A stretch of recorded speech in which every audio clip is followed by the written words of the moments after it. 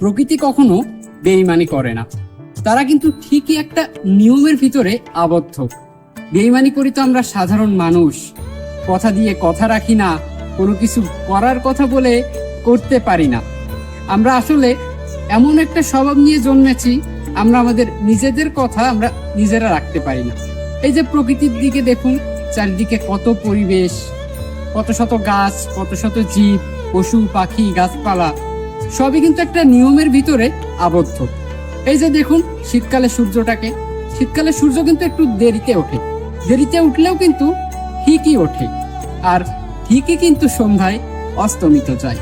কিন্তু আমাদের মানুষের কথার কি কোনো ঠিক আছে? আমরা এই যে বললাম যে পাওনা টাকা সকালে দিব, এই পাওনা টাকা কোন সকালে দিব সেটা কিন্তু আমরা উল্লেখ করি না। আমরা এতটাই চালাক। আমি অবশ্য এদেরকে চালাক বলবো না, এদেরকে আমি নির্বোধ বলেই অভিহিত করব। কারণ যারা কথা দিয়ে সেই কথার মর্যাদা রাখতে পারে না, তারা প্রকৃতপক্ষে কোনো প্রকৃত মানুষের কাতারে পড়ে না। তাই আসুন আমরা আমাদের মনুষ্যত্বটাকে হৃদয়ে ধারণ করি, তাহলেই আমাদের পৃথিবী আরো সুন্দর হবে, প্রকৃতি হবে আরো বৈচিত্র্যময়। ধন্যবাদ।